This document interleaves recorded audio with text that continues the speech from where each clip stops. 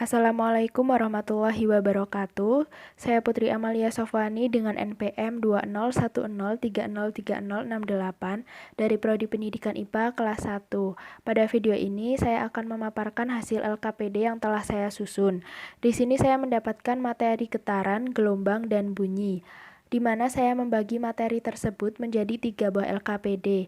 Pada LKPD yang pertama dan yang kedua, saya buat berupa non-eksperimen, sedangkan untuk LKPD yang ketiga, saya buat berupa eksperimen. Berikut merupakan pemaparan LKPD yang telah saya susun. Baik, untuk LKPD yang pertama, yang awal sendiri ini berisi identitas, berupa satuan pendidikan, mata pelajaran, kelas semester, dan juga materi. Untuk LKPD yang pertama ini, materinya berupa getaran dan gelombang.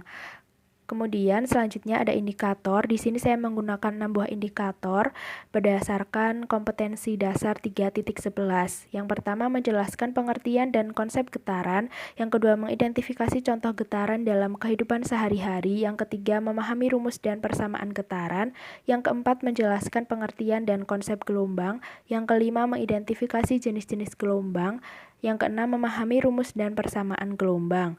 Kemudian bagian yang kedua berupa tujuan pembelajaran.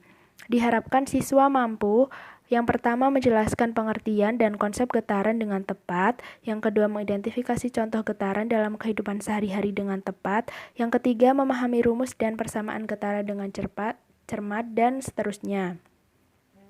Kemudian bagian selanjutnya berupa materi. Di sini berisi materi mengenai getaran dan juga gelombang. Kemudian bagian selanjutnya berisi permasalahan, di mana pada bagian ini berisi pertanyaan-pertanyaan yang berkaitan dengan materi berdasarkan dengan indikator yang telah dibuat. Kemudian selanjutnya ada identifikasi masalah. Di sini identifikasi masalah merupakan poin atau inti permasalahan dari permasalahan yang telah disajikan sebelumnya. Kemudian yang keenam ada alat dan bahan. Di sini alat dan bahannya adalah alat tulis dan LKPD karena berupa non-eksperimen. Kemudian untuk langkah kerjanya sebagai berikut. Kemudian yang terakhir berisi kesimpulan. Selanjutnya untuk LKPD yang kedua, yang pertama masih berisi identitas dengan materi bunyi, sistem pendengaran pada manusia, dan sistem sonar pada hewan. Yang pertama untuk indikatornya, di sini saya juga menggunakan 6 buah indikator, masih berhubungan dengan indikator sebelumnya, yaitu berdasarkan kompetensi dasar 3.11. Yang pertama menjelaskan pengertian dan konsep bunyi, yang kedua mengidentifikasi syarat bunyi, yang ketiga mengidentifikasi jenis-jenis bunyi, yang keempat memahami rumus dan persamaan bunyi, yang kelima memahami konsep sistem pendengaran pada manusia, dan yang keenam memahami sistem sonar pada hewan. Untuk tujuan pembelajarannya, yang pertama ada menjelaskan pengertian dan konsep bunyi dengan tepat, yang kedua mengidentifikasi syarat bunyi dengan tepat, yang ketiga mengidentifikasi jenis-jenis bunyi dengan cermat, dan seterusnya. Kemudian bagian selanjutnya yaitu materi. Di sini materinya berupa materi terkait dengan bunyi, sistem pendengaran pada manusia, dan juga sistem sonar pada hewan.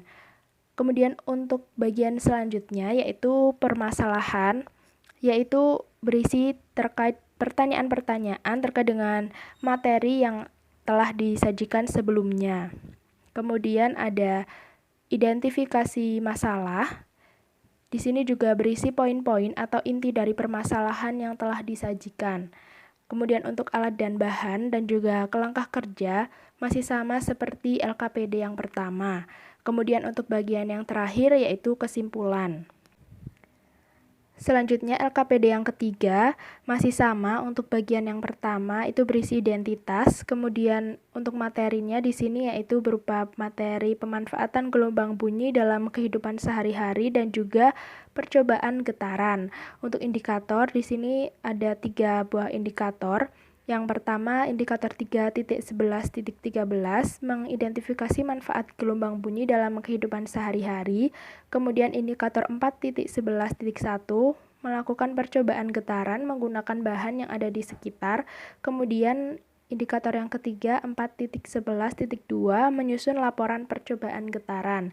Untuk tujuan pembelajarannya, yang pertama mengidentifikasi manfaat gelombang bunyi dalam kehidupan sehari-hari dengan cermat. Yang kedua, melakukan percobaan getaran dengan cermat dan tepat. Yang ketiga, menyusun laporan percobaan getaran dengan tepat. Kemudian bagian selanjutnya berisi materi mengenai pemanfaatan gelombang bunyi dalam kehidupan sehari-hari dan juga materi berkaitan dengan getaran.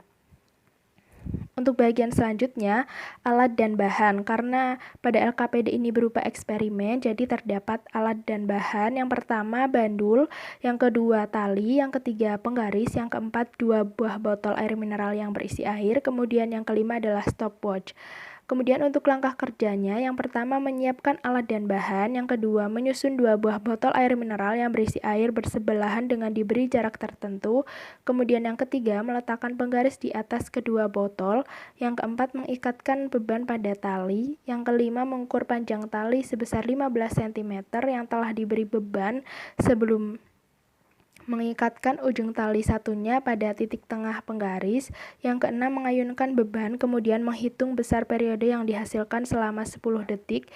Yang ketujuh, melakukan langkah 5-6 dengan mengubah panjang tali menjadi 10 cm dan 5 cm. Dan yang terakhir, mengamati pengaruh panjang tali terhadap frekuensi dan periode.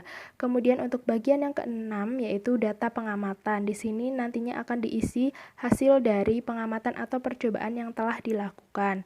Yang ketujuh berupa analisis data. Di sini berisi analisis data pengamatan berdasarkan percobaan yang telah dilakukan. Kemudian ada pembahasan.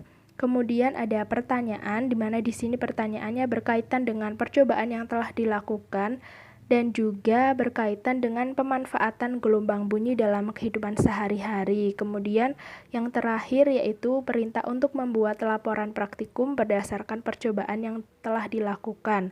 Dan yang terakhir berupa kesimpulan. Sekian pemaparan LKPD dari saya, kurang lebihnya mohon maaf. Terima kasih. Wassalamualaikum warahmatullahi wabarakatuh.